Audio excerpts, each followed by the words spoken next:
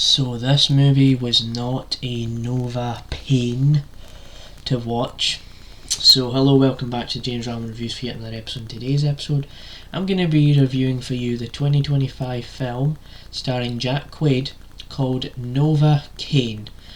And I watched this movie last night at the cinema with my sister.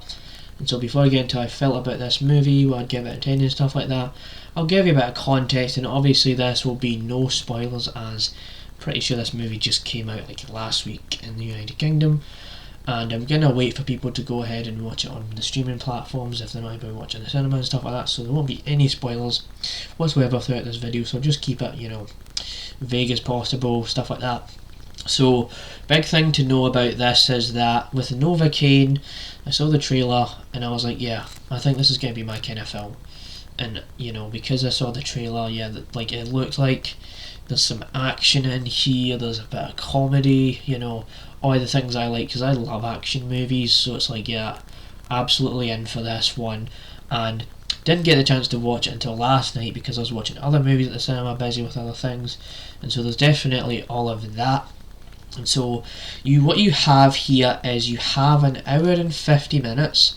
The movie's that long, right? And you've got Jack Quaid in the film, and what this movie is pretty much what it is. It's a gimmick film where this guy, he can't feel any pain, and he's trying to secure the girl, he's trying to get what he wants at the end of the day, and he finds every way he can to get what he wants. And that is pretty much the best way to describe it without spoiling. So let's get into how I felt about this movie. And as I mentioned, I did not feel any, Novocaine or any pain during the film because I had an absolute blast here. This is a very entertaining film, especially for a movie that's been out for over a week in the UK, 8 or 9 days or something like that. I'm pretty sure this was pretty much a packed audience last night. It was like, an evening showing and stuff like that, and everyone was laughing at the scenes, and I'm pretty sure that there was no scene where I was not laughing. Like, every scene just landed for me. The pacing wasn't too horrible either. I feel like it actually flew by.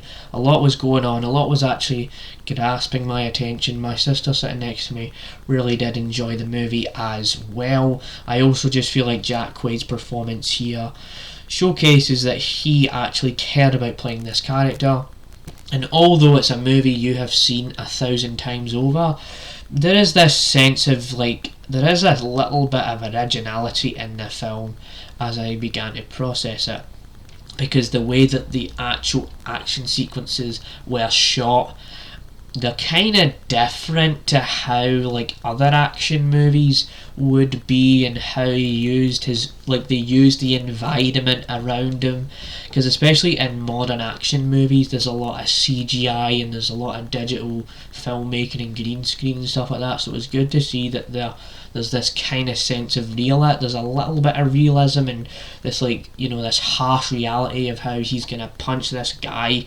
He's gonna feel the punch, and it's gonna feel like you can actually see it, and it's not just made up or anything, and it's not behind a green screen. So that is quite good about the movie. The performances, really did enjoy the romance in here as well, because this movie has a romance angle to it, and I feel like the actress was pretty good, and she is the same actress that played this character in the Prey film. And I wasn't impressed there with that movie, but she in this production especially, I think she did a really good job. She was really convincing, and she was able to actually build a solid chemistry with Jack Quaid's character.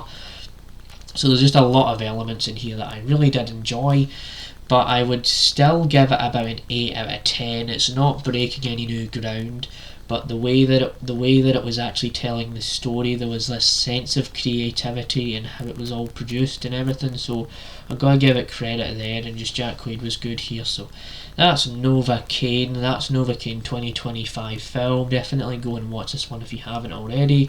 Super recommend it. And yeah, that is my review. Hope you did not feel pain watching this video. Bye.